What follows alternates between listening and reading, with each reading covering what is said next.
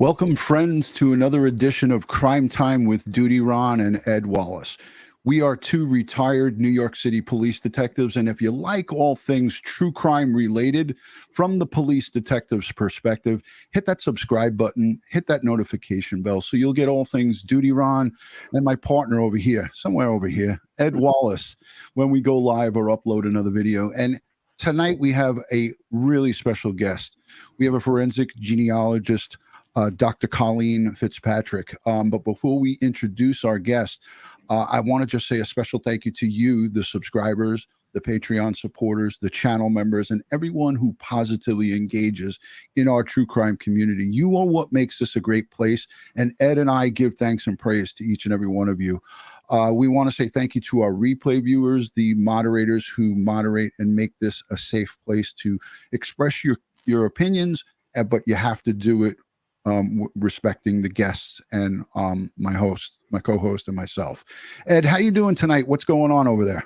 Oh, it's great, Ron. Great. I'm very excited about tonight's show. You know, folks, you asked for it and we got it for you. So we have with us the founder of modern forensic genealogy, and I'm so excited to have her here. And she was graceful enough and to come on our show.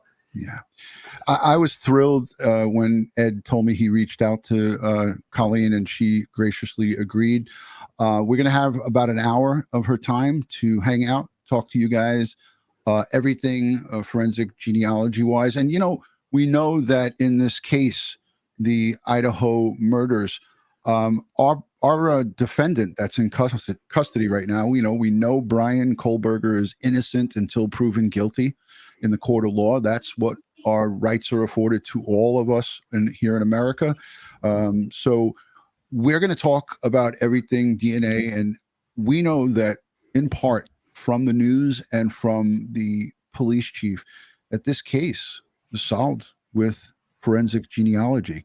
And it's one of the big parts of this case. But before we go into it, I want to play a little bit of a video, and I want you guys to watch this video because it's going to give you a background of what we're going to be speaking to Dr. Fitzpatrick about tonight.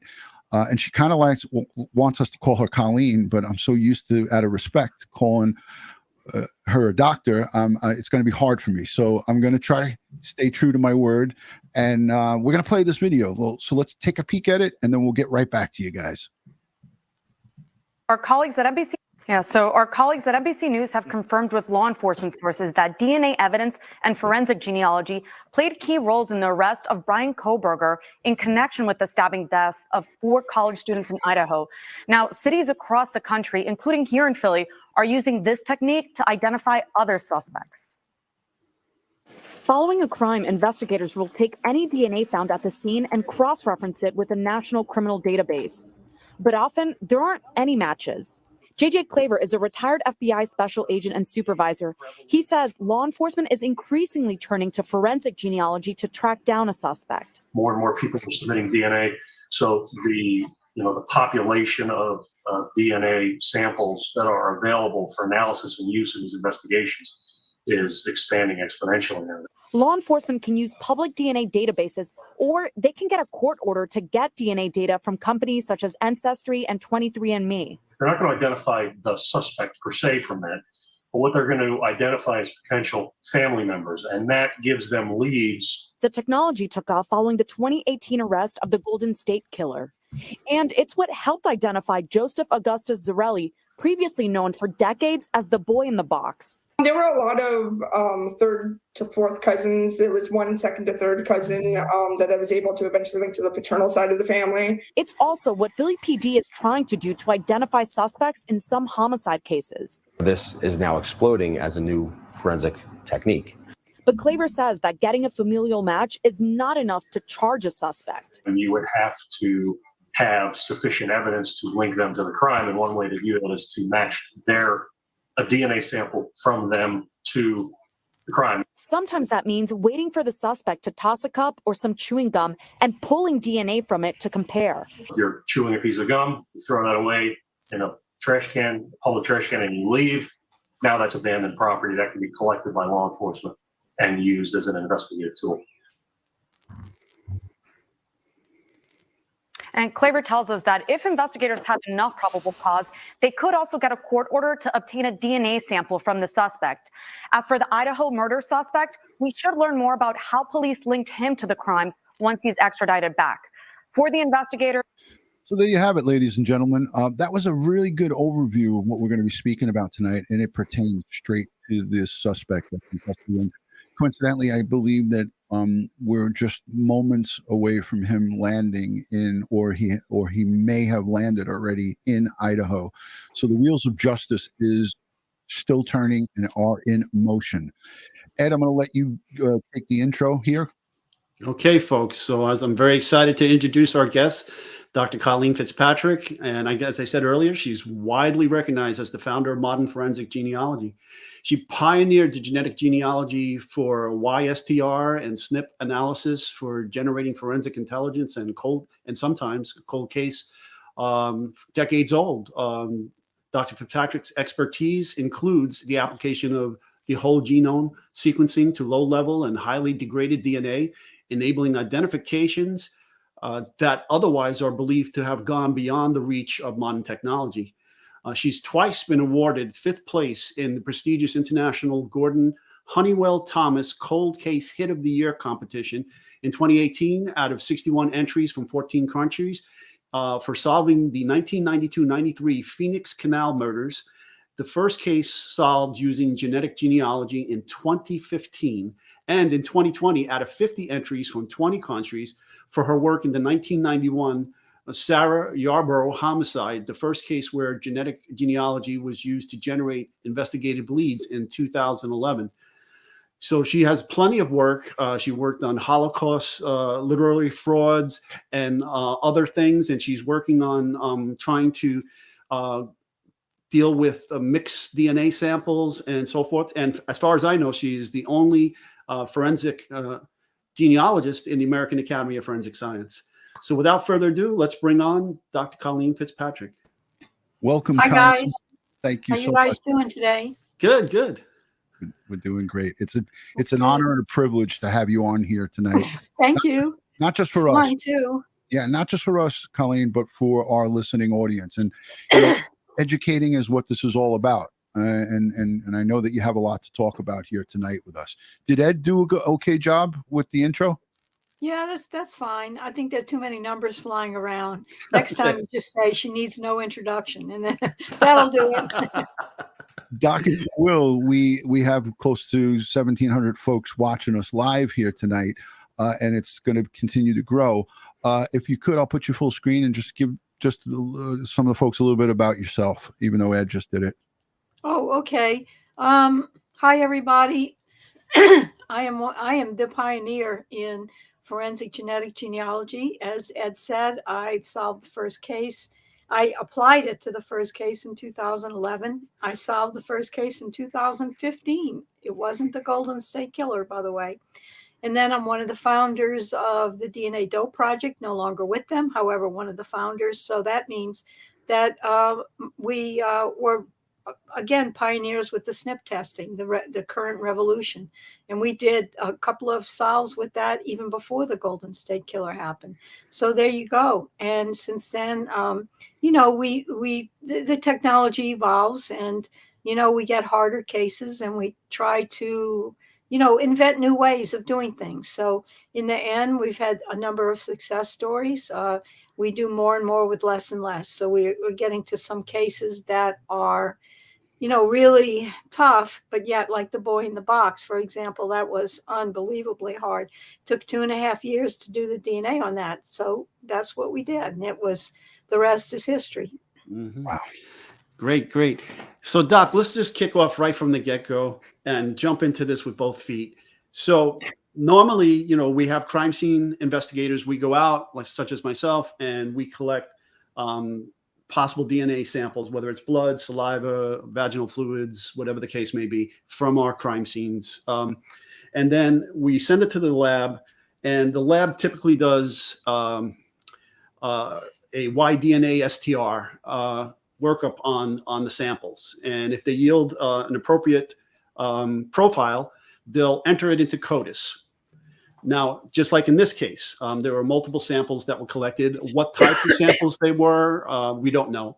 Whether it was blood, whether it was skin tissue, we don't know what it was.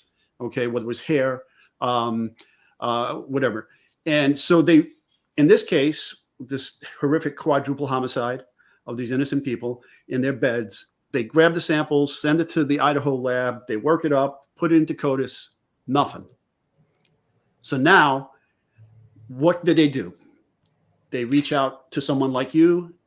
They probably reached out to one of the labs. It's not really known who they are or who reached out. Probably Idaho State Police. I've heard it was the FBI. May have been the local police department as well. I want to say that and you guys know that in any kind of stabbing death, the killer normally also cuts himself. So here you have 4 stabbing deaths at one time of young people fighting back. So guaranteed that whoever did this cut himself and left his own blood at the scene of the crime. There may have been other DNA there as well, touch light switches, the drill. Yeah. May have left an artifact of his, not part of his knife, who knows. They're not really talking. But obtaining DNA from a crime scene like that, my understanding, it's not really, my experience is not really that difficult. So after sending it to COTAS, like, everybody's done for 30 years now, they would, if they're going to pursue FGG, they're going to send it to a private lab that can generate that data, that different kind of data. It's a whole different kind of data. The crime labs don't do this kind of work. So you have to go somewhere else. And, in COTAS language, what happens is that you get the DNA, you send it to a lab, they generate a profile, they upload to the databases, and they look for hits. And that's exactly what you do this time. You get the DNA, you send it to a lab, you generate a profile, you upload it to the databases, and you look for hits, but it's a different lab, a different profile, a different database, and a different hit. But generically, it's the same process. Colleen, would you start off first with the SDR sample from the forensic lab, or would you maybe go to a snippet? Well, that's a really good question, because right now the Department of Justice interim guidelines from 2019 say that you have to do a COTAS STR profile first. And if you don't get any hits, then you can proceed to FGG. Now, I think that is going to start to change, because, there are cases where you don't have an STR profile. Either the DNA's been used up, or it's too little amount to get a COTAS profile, or now we do data from rootless hair. We do FGG from rootless hair, and it's not possible to have an STR profile from that now. So for those who don't know, can you explain what FTG is? Oh, I'm sorry. That's forensic genetic genealogy. It's just rather, when you say forensic genetic genealogy, you say it too many times during the day. You have to get up an hour earlier because it's so long. So you say FGG and that does it. And then STR stands for... You guys were cursing, so that's why I wanted to make sure that... Okay. Oh, darn FGG, yeah. Yeah, and for those who don't know, STR stands for short tandem repeats. So, okay, so we're talking about DNA types. Okay, continue, Doc. Well, so that's what happens. STRs are real estate. They're like chunks of DNA. And so typically COTAS has 20 of them scattered around the chromosomes. But forensic genetic genealogy, FGG, uses points called SNPs, SNPs, abbreviation for something real complicated. SNP. Right. Single nucleotide polymorphism. You passed the test. Thank you. Okay. And so the S is for single, is points. So you have 20 COTAS markers, you're going to have 1.2 million SNPs. So you have a lot you can do with that data. And that's generally what happens is they send it to the lab. They put it in there. They have a SNP machine. They crank, and the SNPs come out in little bowls in the other end. And then they stir them up and they do whatever they do. And so then you actually have points all over the genome, So it's kind of, the way I describe it is like this.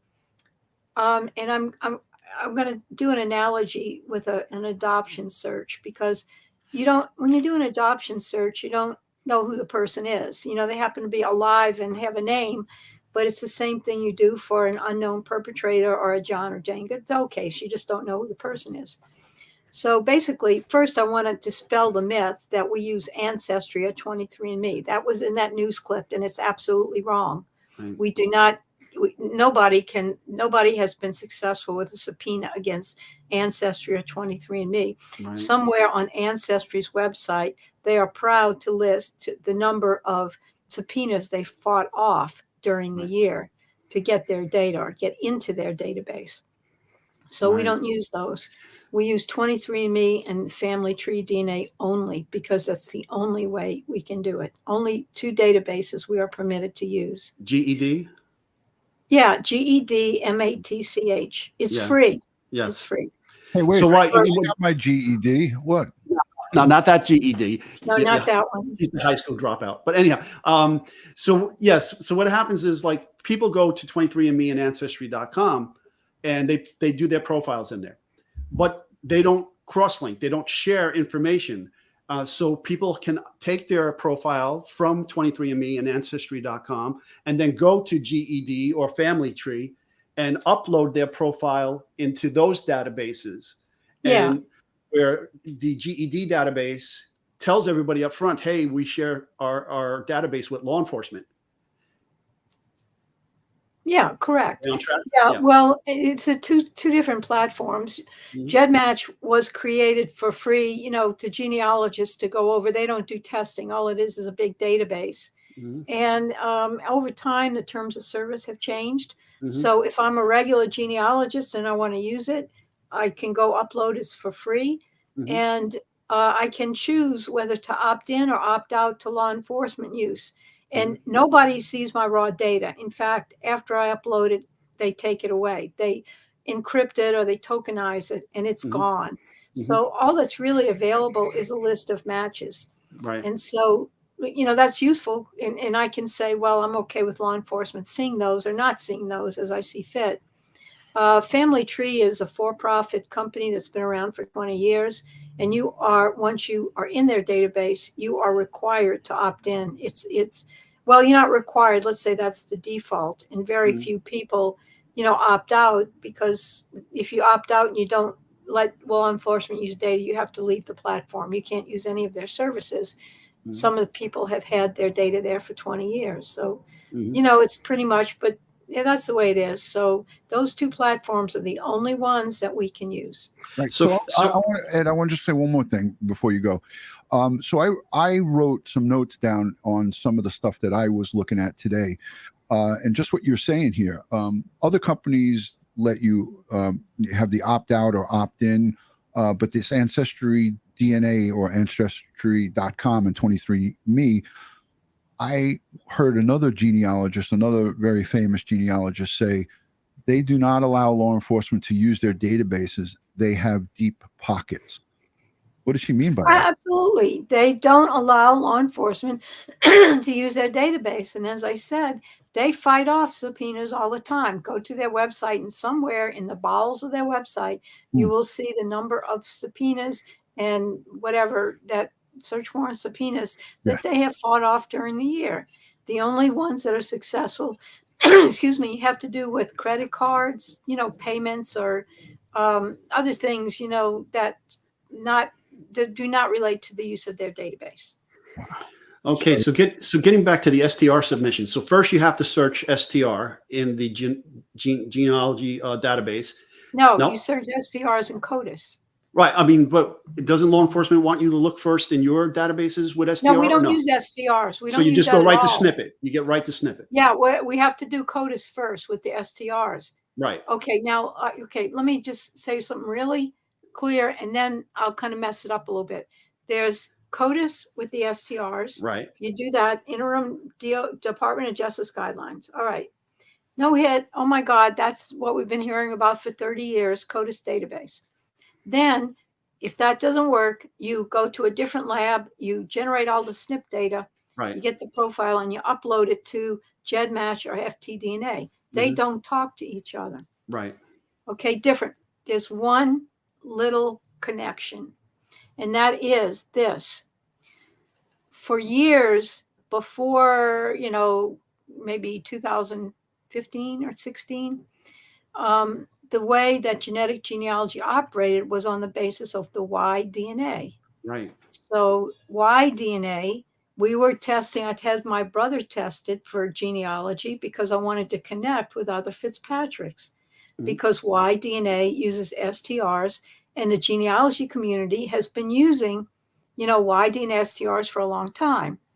So in 2011, I had the idea of getting a Y profile from a cold case using STRs, just like COTAS though, and matching that to the genetic genealogy Y DNA databases and coming up with a last name for their killers. All right. So there is one way to do genetic genealogy using STRs, but it doesn't have to do with COTAS. And it, right. Absolutely. Okay. But it can't get you past.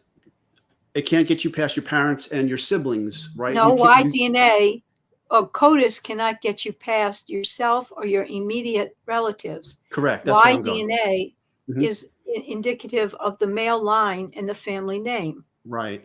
All right. So Phoenix Canal, I took the Y DNA from the Phoenix Canal Police Department, put it in some software we designed, and tried to match the Y DNA data from the genealogy databases, from the Smith, the Jones, the Fitzpatricks, the Polish study, whatever I could get, mine online. And I came up with 6 matches to the name Miller. So I told them, I think your guy's name Miller, but that's all I could tell them. Right. Caucasian male Miller. And that was enough for them to look in their case file. They had some Millers, Bryan Patrick Miller. That was 2,000 suspects, narrowed down to 5. Okay. But it didn't say who it was. It just gave the name. Could have been a Miller that was not in there. You don't know, but he was. So you gave law enforcement the names so they could run them down. Yeah. And then, whether surreptitiously or if they obtain probable cause to get a warrant, they get a DNA sample from these suspects and then match it to what they put in COTAS. Correct. Yeah. And so that's the way it works. So there's COTAS, all of COTAS stuff, and then there's all genealogy SNP testing. And the only connection is that you can do genealogy with the Y STRs, but otherwise STRs don't come into the story for genealogy.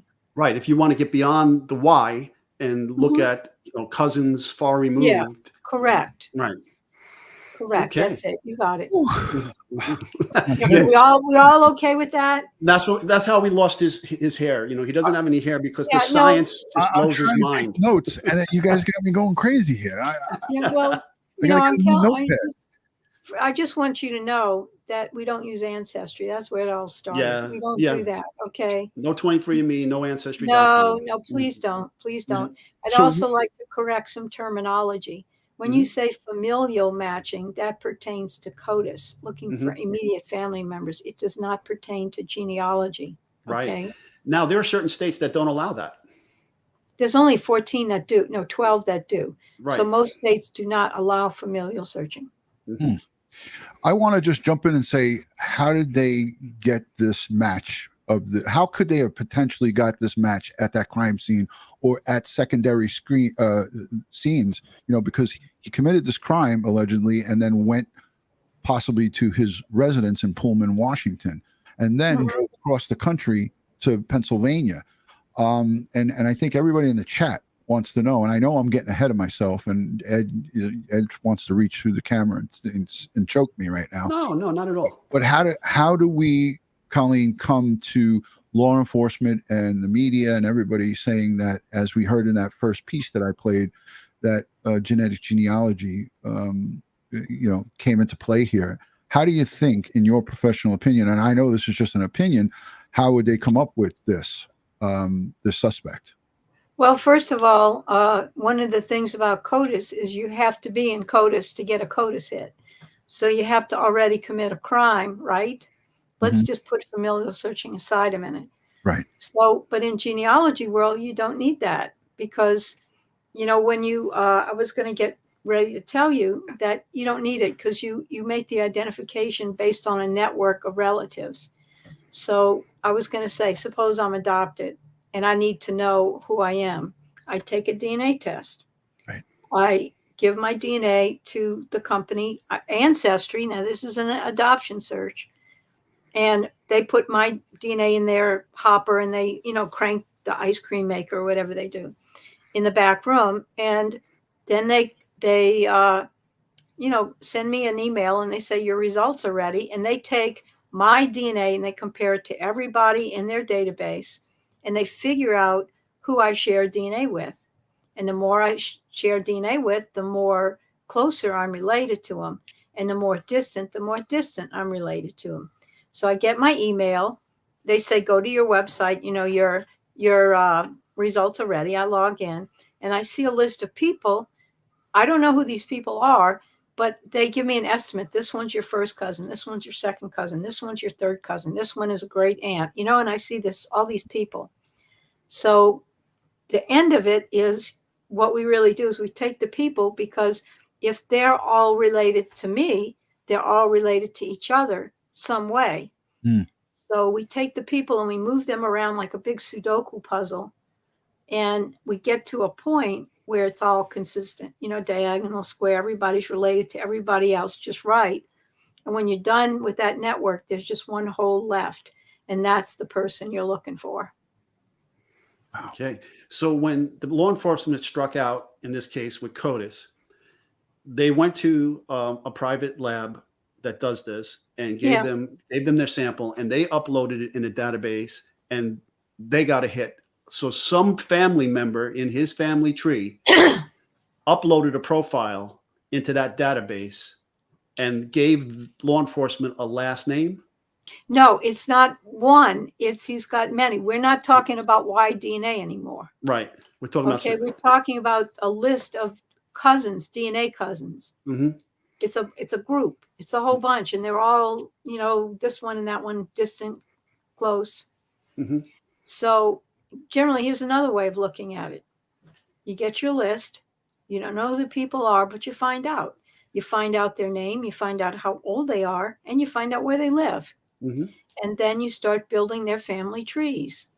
And then as you build each individual family trees, let's say we have 20, we're working on really, if I was the perp, I'd have probably several thousand matches, but the ones closest to the top are the most meaningful. Mm-hmm. So I build these trees, build, and I notice they start connecting with each other because all these people are related to each other, right? Mm-hmm. So in an ideal case, 10 of the people will all connect through one tree, and 10 of the people will connect through in a different network. But the two groups won't be connected. We've done the family tree for mom and dad at that point. Mm-hmm. And then we found one person in one tree who married one person in the other, and those are the parents. And the person we're looking for is one of their children, because those children will connect to both mom and dad and to both groups. Mm-hmm. We've got it. That's the Sudoku puzzle. And bingo, you got that one missing piece is the person that relates to everybody. And I knew that, so many people in this chat here wanted to really hear that answer, because supposedly there's so much commingled blood. And look, we have 4 victims, right? Mm-hmm. But we also have house full of, this is like college, college party mm-hmm. house. We see video and footage from in the months leading up to this heinous crime. Tons and tons of kids partying inside that house. So where everybody gets caught up, Colleen, is that there could be so many different pieces or samples of DNA in that house. Mm-hmm. So many people coming and going, being at a party mm-hmm. kind of atmosphere. How hard is it to sift through that and get to what you just described? Well, I'm telling you, it depends on the crime scene, because the guy injured himself. I'm telling you, and that could be one piece of evidence. They found the guy who did it. They think they did it in Pennsylvania. Look at his hands, see if he's injured. See if he has a cut somewhere. And it depends on the crime scene, because, for example, if he's making a getaway, he's dripping blood down the hallway.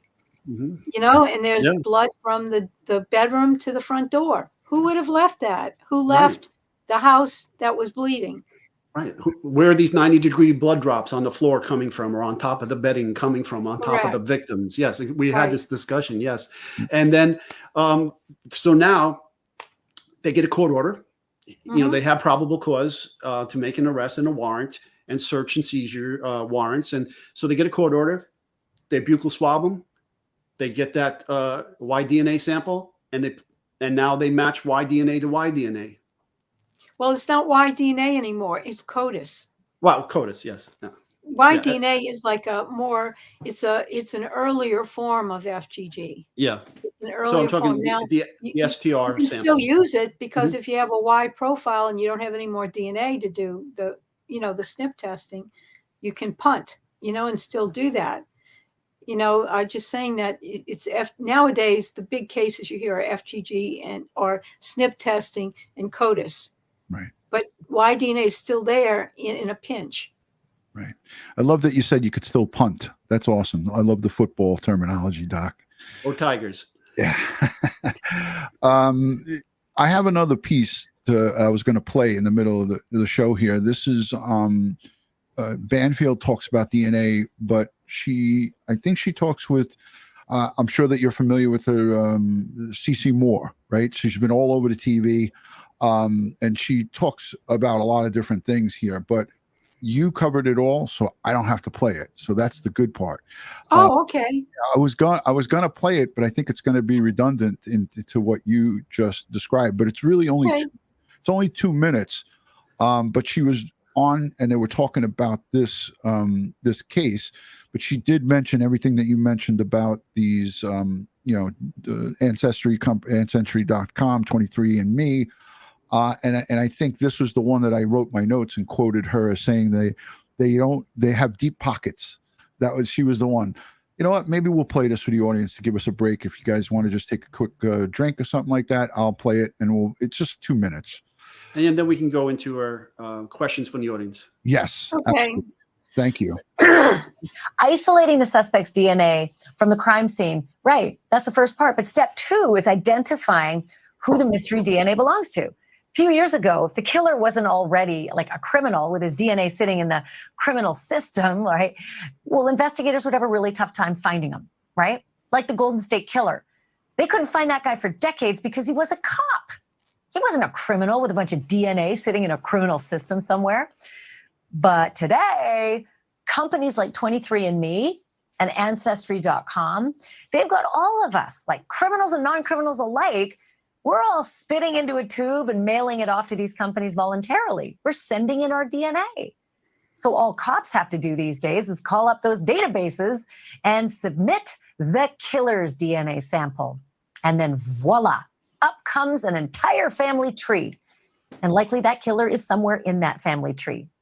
Problem is you got to figure out which member of the family tree is the killer.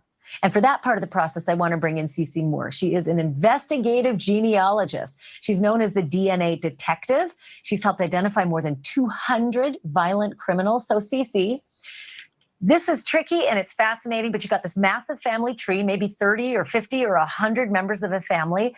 Where do you start? How do you weed out which members of the family are innocent and which one is the one that matches what they found at the crime scene?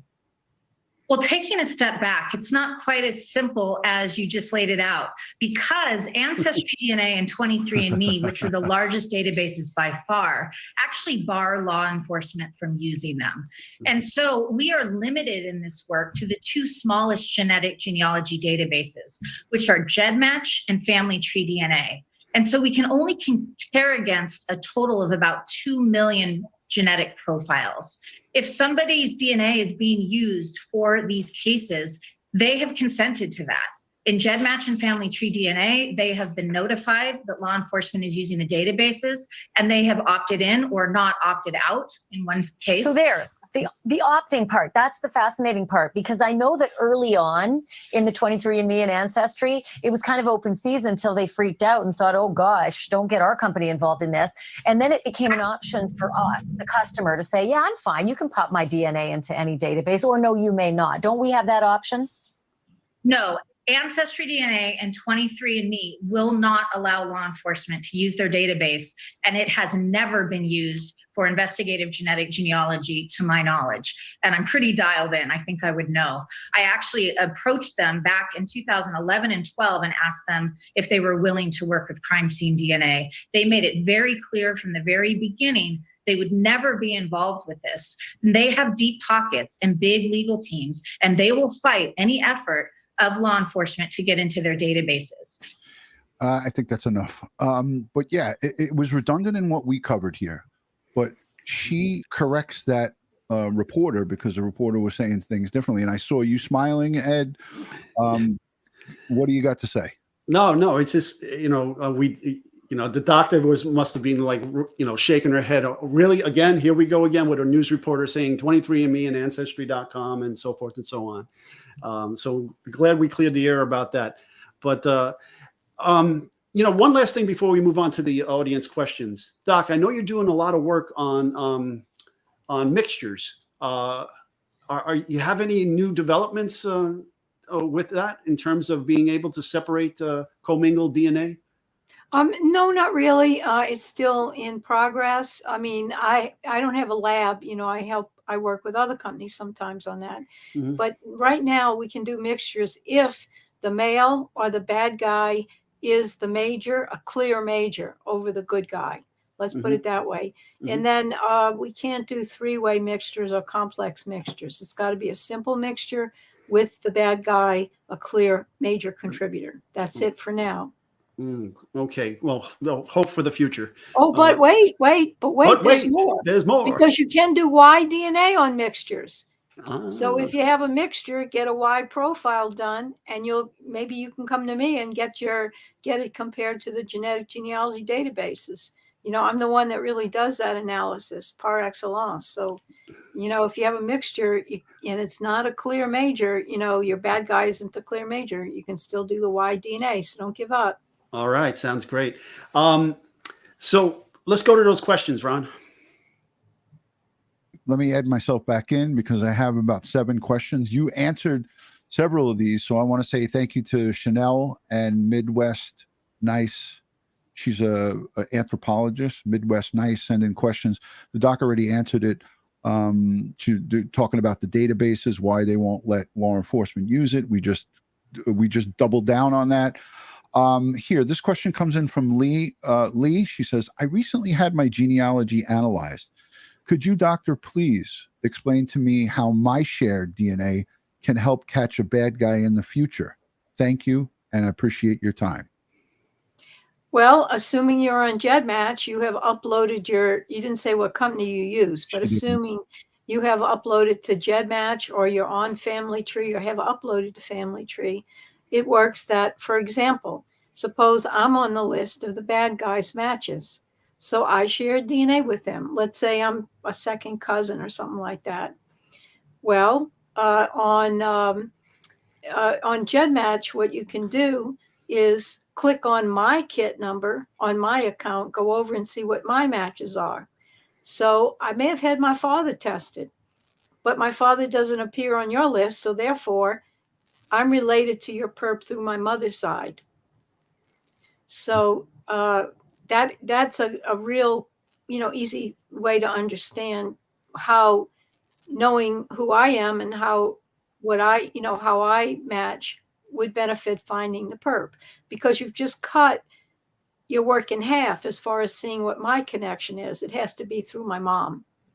Wow. And we do that ultimately, many times, and, with first cousins, second cousins, we do that.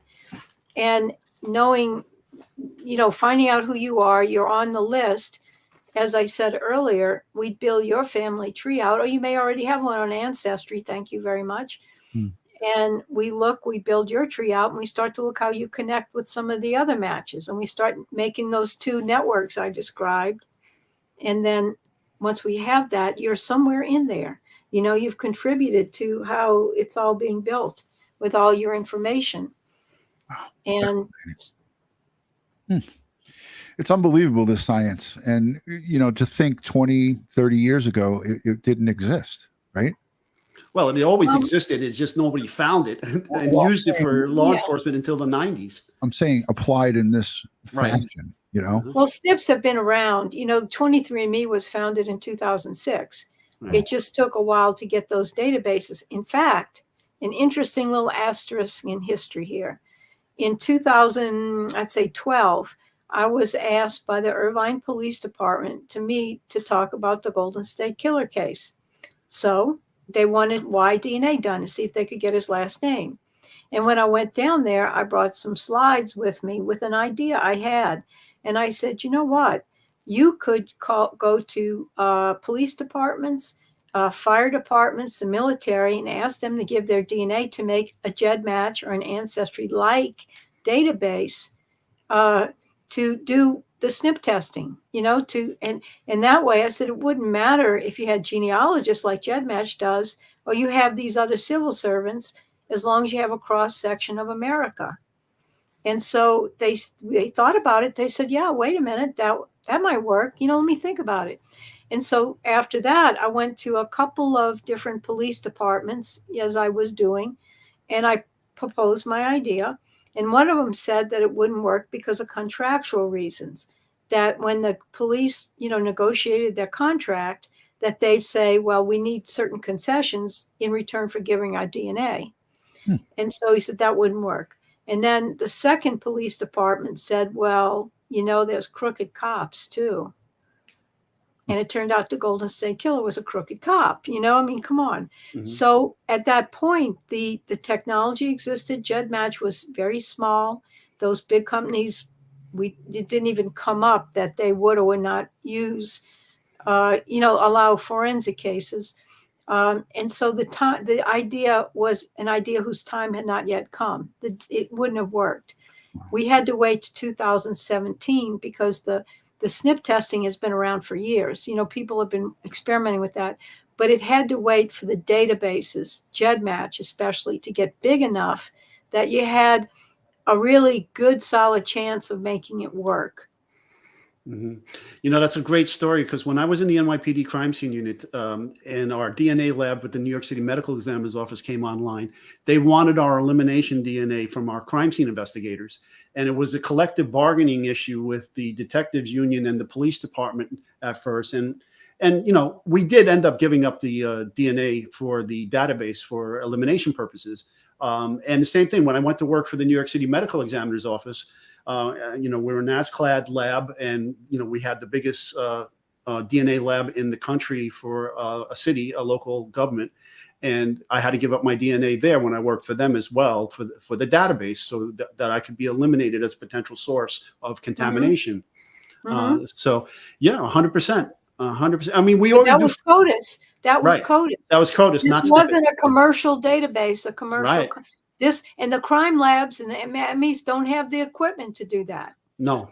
So Miss Kitty 213 is asking, what is SNP testing? There's a lot of confused people in our chat because I need to come up with an acronym sheet. So I'm going to have to put that in the description, all the acronyms that we're using here. Listen, if you look back and watch back on this video, you're going to hear Colleen and Ed break down what all these acronyms are. But what is SNP testing? Okay, guys, this is easy. When we have two kinds of markers we use. One of them is called STRs. The S stands for short. So an STR means you have a piece of real estate on DNA that's short and long and short and long. And, it's got a length. Right. Okay, when you look at SNPs, the S stands for single. So that means you got point all over the place. So when you say STR testing, you're looking at these big chunks of real estate, and generally you don't look for many more than 20 of those chunks. Right. When you look at the SNPs, point, you're looking for 1.2 million.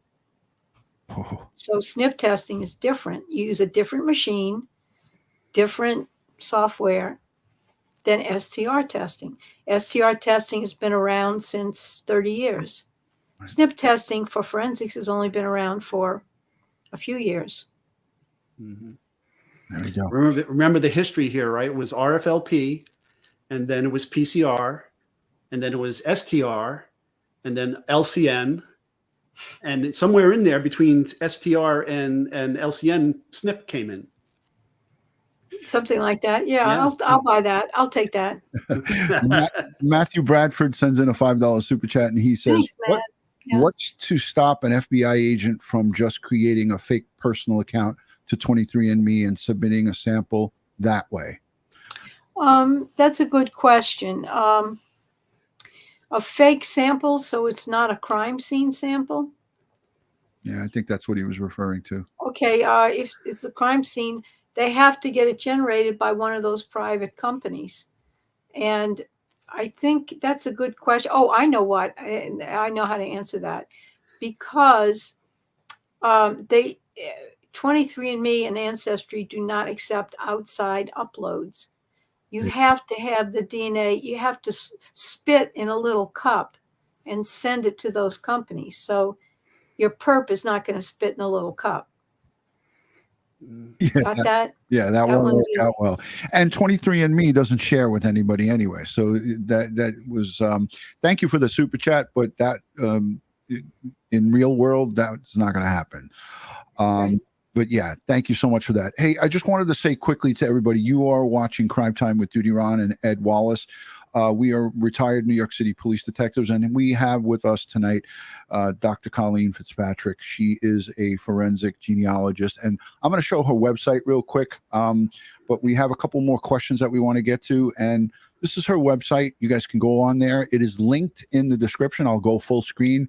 Doc, what are these little blue dots and lights? Is this some of the stuff that we're talking about with all the acronyms right here? What little dots? You mean on the little DNA thing? Yeah. Yeah, I think so. Those would be, that's close enough. You know, I don't know. The lady that designed it, I guess that's what she meant. Yeah. I tried to use the double helix and say this is the snippets. Yeah, when I looked at this, that's what I thought of when we were just talking about it. Yeah, So. I never noticed that, but that's probably right. You can take that. That's close enough. Excellent. But folks, I want you to all go over to this website, and there's a donate button on there too. We are going to be taking all of the super chats that come in here tonight and making also a donation direct from the community of Crime Time with DutyRon to her research that her and her team does. We are honored to, help support this great work that these men and women are doing across the board. So there is I'm going to put it back up on the screen again so you guys can see it. I'll go full screen with this. Right up here in the upper right corner, there's a small donate button. Yeah, thank you guys. Yeah, so if you click on that, it takes you to another screen, and boom, it brings you right to the page. It makes it real easy. When we're done here tonight, we're going to be making a nice donation in on behalf of all of the Crime Time with DutyRon members here. So thank you for everyone being a member. That's what helps us help others and pay it forward. So, Doc, tell them how our donations help you. Well, I'll tell you, I really do appreciate that. First of all, the Danny Armentrout Fund is named after Danny Armentrout. He was a teenager that was hitchhiking through rural Alabama in 1961, and he was killed in a car accident. So they've wondered who he was, and we, got he had been exhumed in 2016 by the National Center for Missing and Exploited Children. And, they did conventional DNA extraction at the time, and the remains were so old, they couldn't get any DNA out of it. So a couple of years ago, we contacted the medical examiner, and we said, let us take a try. We have new technology. And so we sent it to an ancient DNA lab that normally deals with mummies and stuff like that. And we got about 45 times the amount of DNA we needed to make that identification. So that's who Danny Armentrout was. His family had been looking for him for 60 years, and we did it.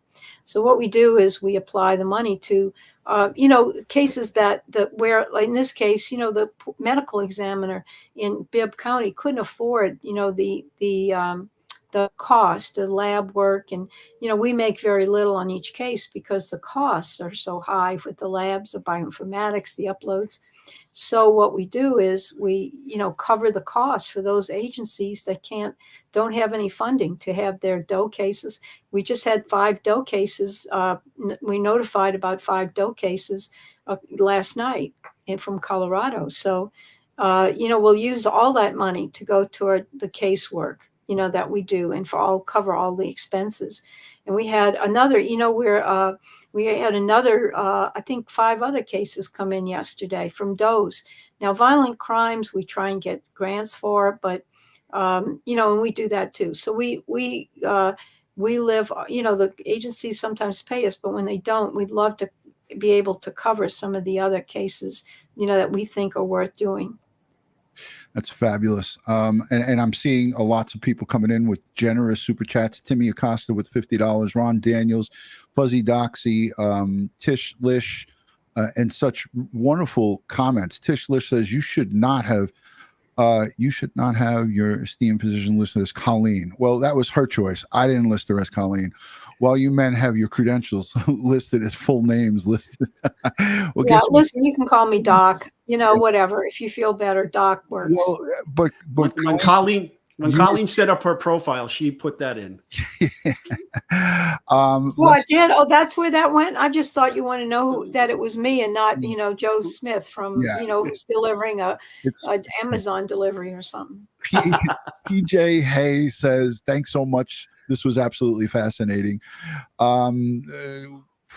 Thanks, guys. Miss Kitty sends in a $5 super chat, says, thank you. Let's hope we got this guy and we make it stick in court. Amen to that.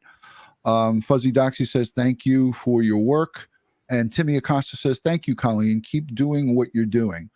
And Ron Daniel sends in the $50 super check sticker. So those are 15. Thank you, guys. Yeah. Thank you. I appreciate it. And I'm telling you, it all goes to casework, especially DOE work, where, it's very hard to get grants for that, and for us. But we're a small company, and we just so much appreciate everybody that supports our work.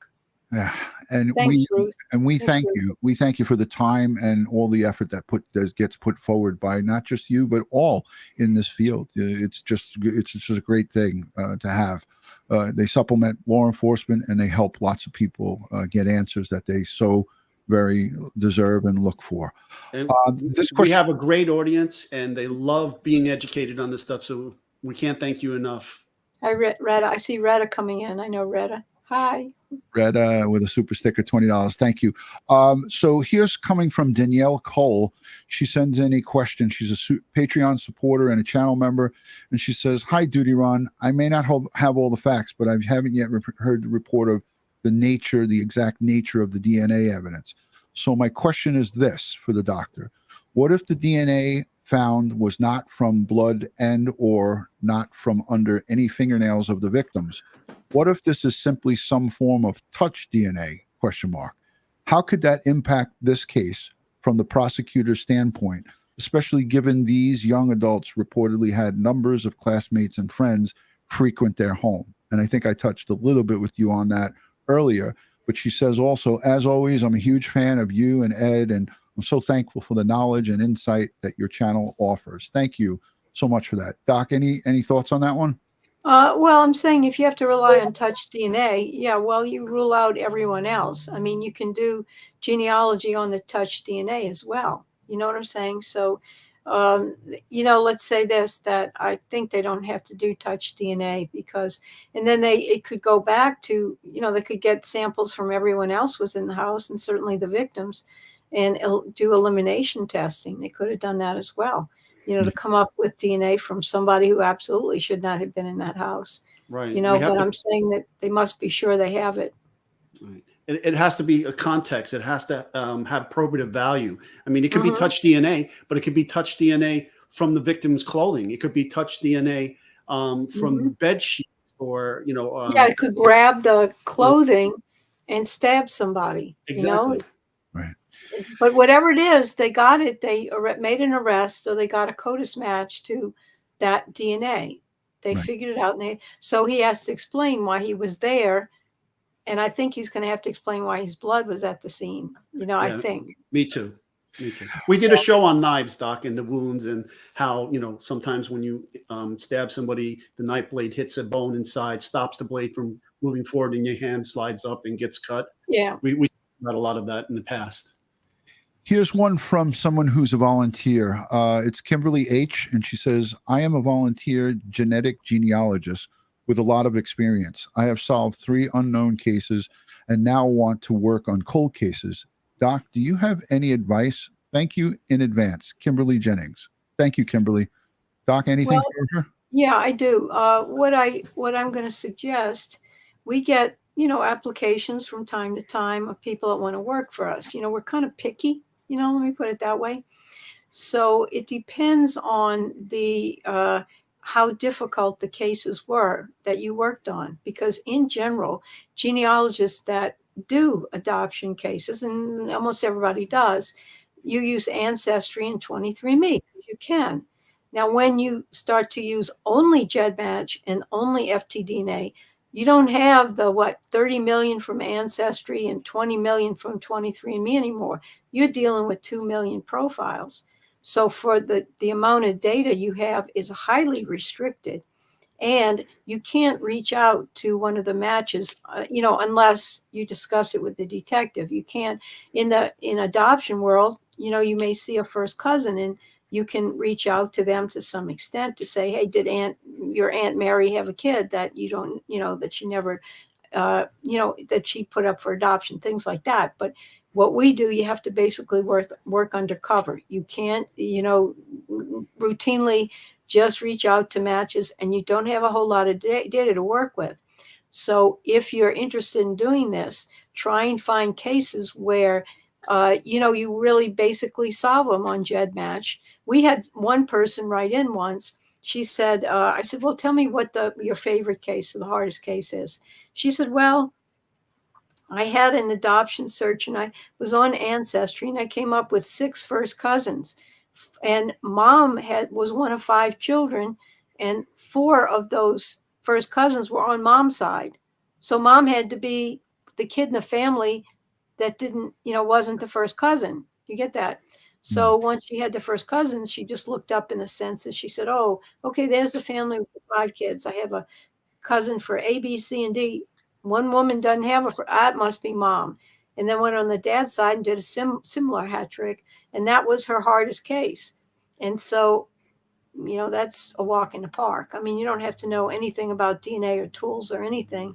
You know, you just look at the census and you know what I'm saying? So my advice is do as hard as possible, do as many as possible, get involved with some of those blogs, get involved. You may want to take the class from University of New Haven.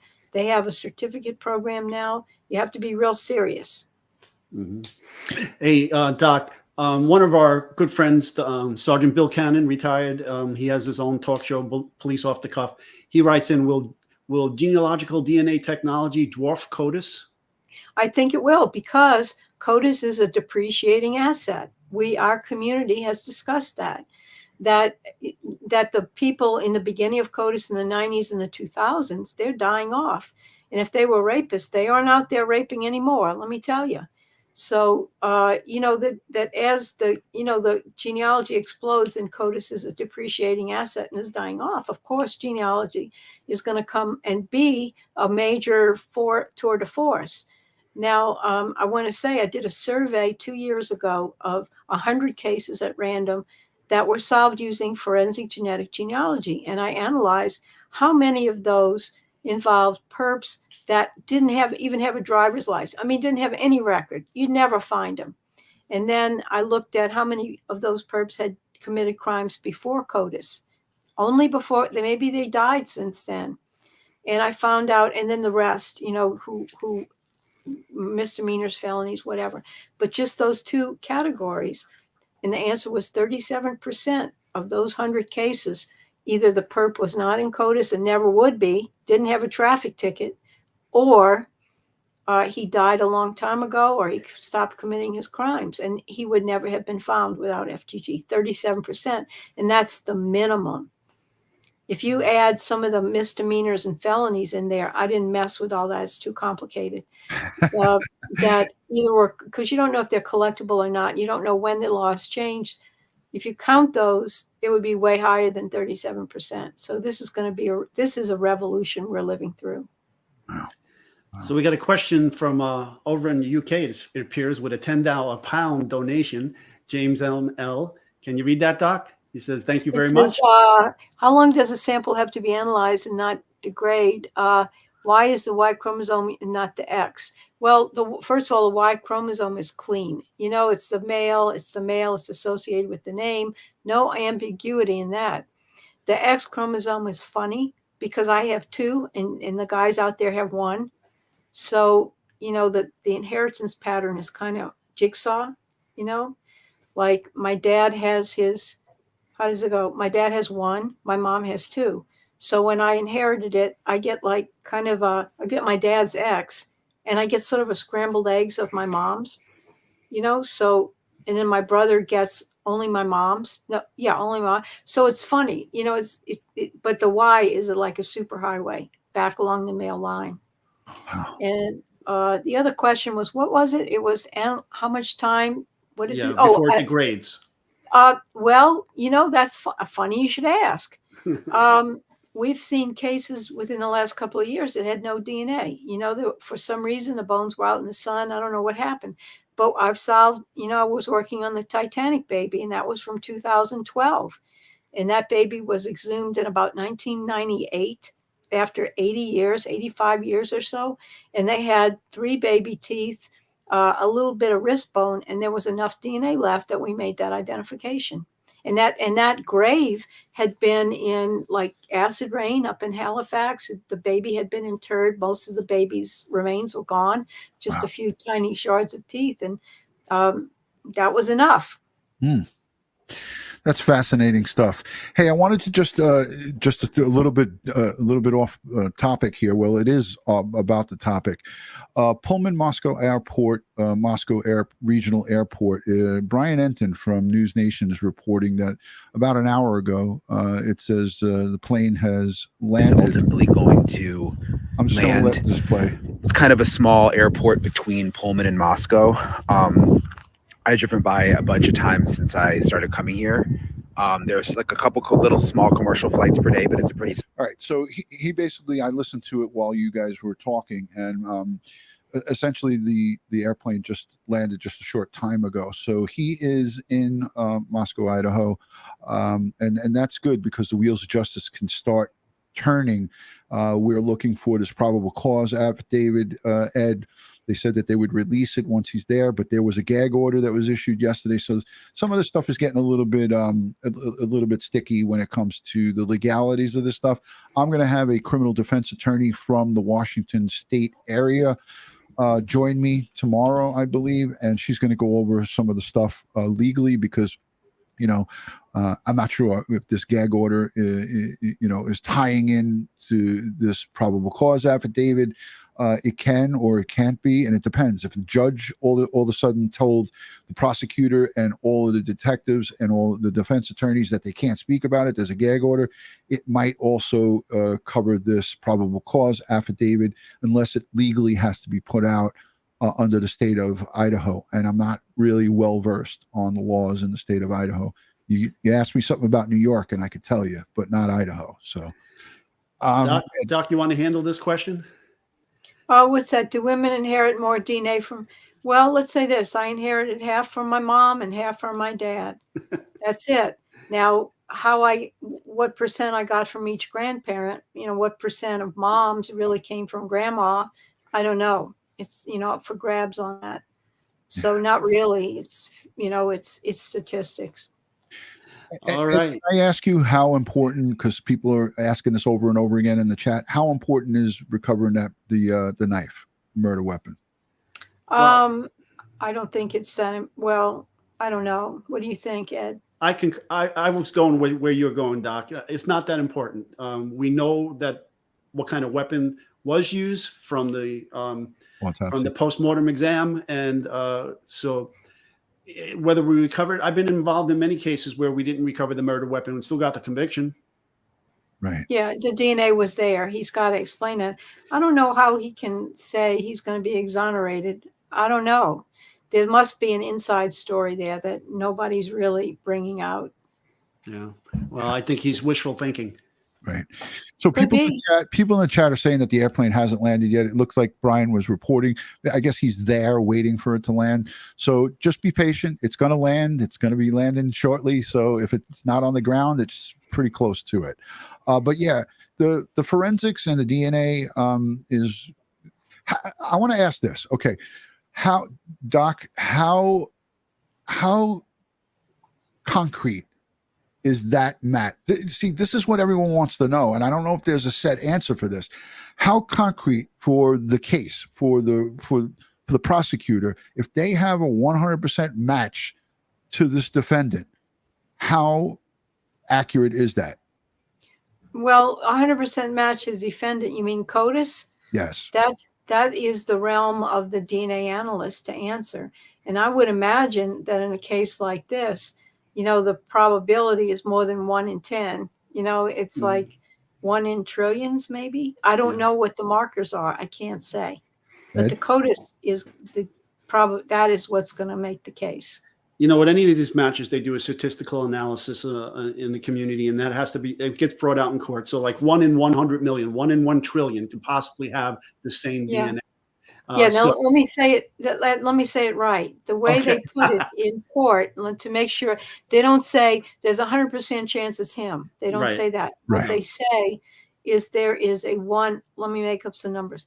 1 in a billion chance that it's him rather than any other random person in the population. Okay. That makes sense. I was just looking at the chat and I was, saying, I was just trying to repeat what everybody was asking over and over again. And basically that was what it looked like everyone was saying. How concrete is this case-wise going forward? Because everyone's afraid that the defense can, put up an argument against this. And it all depends on how it was collected, obviously, I would think. And well, it's let's say this is the fruit of the poison tree. You want to do everything right up front, and get the genealogy done correctly. You don't want to, be, rubbing your hands on the test tubes and blowing on it. You know what I'm saying? So you in a case like this, you dot all the I's, you cross all the T's, you make it work. So it's the COTAS match that's going to do it. Absolutely. But it was the genetic information that gave them the lead. Yeah, genetic genealogy gave them the lead. Correct. Mm-hmm. Yeah, and once they had that name, they can start searching that name.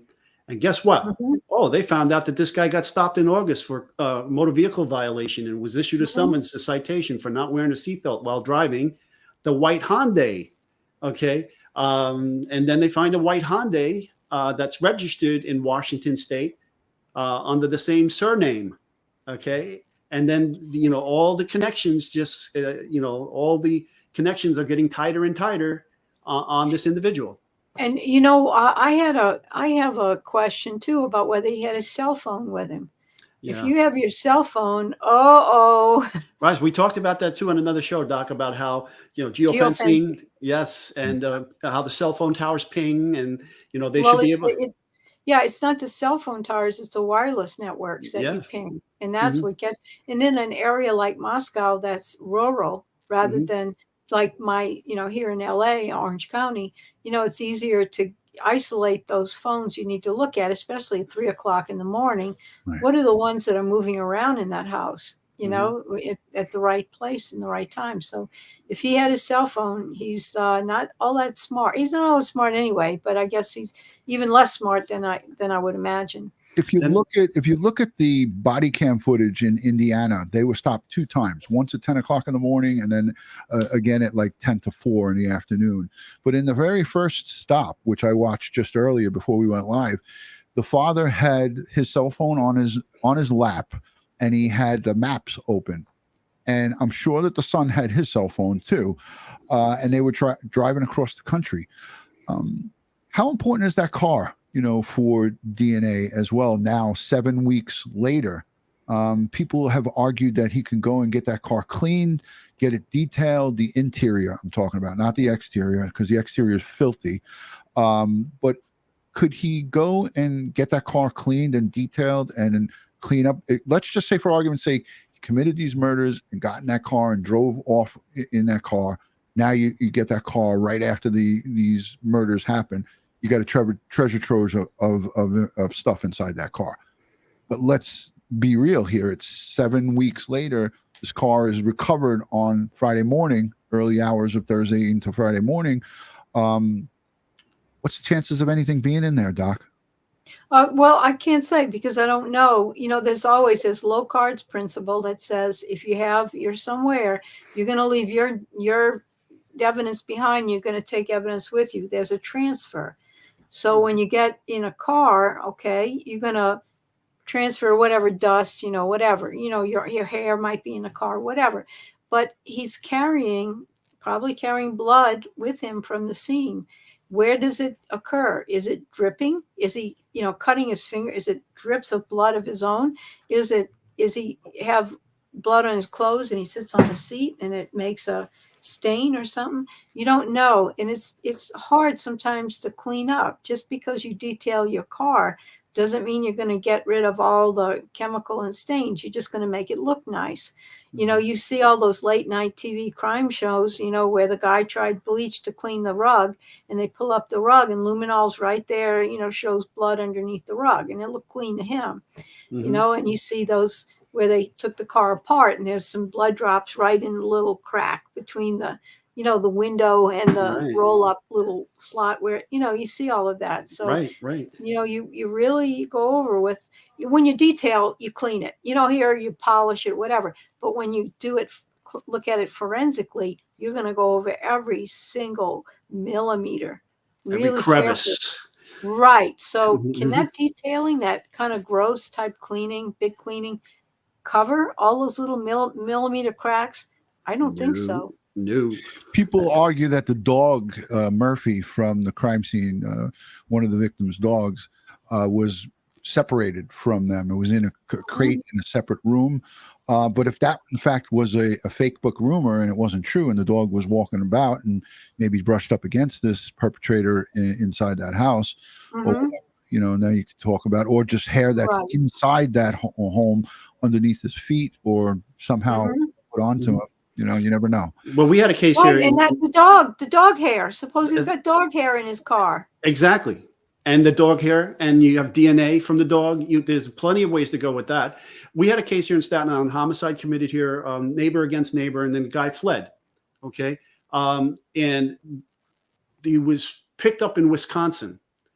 And we linked the guy by dog hairs. Dog hairs from the crime scene, dog hairs on his clothing, dog hairs in his car, and dog hairs in the apartment he was staying at in Wisconsin. Unbelievable. See, it's low cards principle. That's right. It's a principle, folks, not a theory. It's a principle. Yeah, right. It's you exchange with your environment no matter what you do. Hey, Doc, I just figured out that I could change your name. Look at what I did for the. Oh, thank you. Oh, yeah. Now people know who I am. They won't mistake me for another Colleen. It took me an hour and 13 minutes to figure that out, but I did it while we were talking. Listen, we held you 13 minutes over than what we promised. I'm having fun. I'm having the best fun today. Yeah, we hope that you will consider coming back again sometime soon, because we're not going to stop talking about this case and many other missing person cases that we cover, and all the true crime community. We kind of cover a lot of these different cases as they surface, but with EquiSearch Midwest, they do a lot of cold cases as well, and we'd love to circle back with you and have you on again with us if you would, if you'd be willing to come. I think it's fun. Yeah, sure, guys. Thank you for the donations. That makes it worthwhile. And as I said, it all goes to our work. None of it, very little of it is, everything I earn goes back in my company, for future cases. So just to let you know, thank you for your donations, and thank you for the people that go to our website and donate. Very, very grateful for that. And just so you guys know, for those of you who are coming in late, there's still about 3,400 people watching live here. Dr. Colleen Fitzpatrick, she is, behind Indentifinders.com. It's linked down below in the description. All you have to do is go and then click on it. I'm making it easy for everybody. So when you click on it, it'll safely take you over to her website and you can donate. There's a donation link all the way at the top right, and you can't miss it. It says donate. All of your money goes straight to the research and the cases that she covers. So, and again, on behalf of Crime Time with DutyRon and the community here, we're going to make a donation to her. $500. We'll send it on over. Thank you. And for me, it's a small way of saying thanks on behalf of all crime victims and their families across the United Thank States. you for that. Thank you, guys. And if you have I tell your audience, if you have a case that you're interested, you can write in, or, if you'd like even to sponsor a case, talk to us, whatever. We're very easy to communicate with. I'm easy to find. Absolutely. Absolutely. And Ed, do you have any words for the audience or anything that maybe we might have missed, or anybody? And then I'll go to the doc. I want to thank you for your great questions, everybody. And thank you for participating tonight. We had up to 3,400 people watching you, Doc.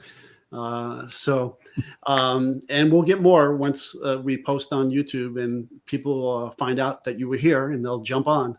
Okay.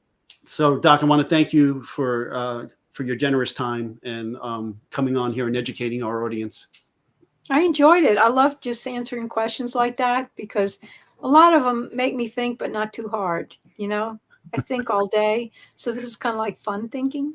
Yeah. Yeah. And it's a great interactive community because everyone is respectful and they have questions. Some people will say to me, they'll write into the website and say, I have a stupid question. I always say, no question is stupid. A question is a question. And I've heard it all. Don't worry. Yes. So we're going to let the doc go, and then Ed and I are going to wrap it up. Ed, what are you doing with your microphone? Well, somebody said I needed a microphone, so I had to show them I had a microphone. Oh, sweet mother of what. All right. Doc, thank you so much, and we will see you soon. I want to just say thank you to the replay viewers, the moderators, all the folks who positively engaged here tonight. And as I always wrap all these shows up, I want to say God bless the world, God bless the United States of America, and God bless each and every one of us here in the chat, but especially all victims of crime and their families. They need us now more than ever. Let's send them strength, prayers, and positive vibes. Good night from New York and California. We'll talk to you soon on the next one. Peace and love from DutyRon, Ed Wallace, and Dr. Fitzpatrick. Thank you, guys. Bye, guys. Bye. See you.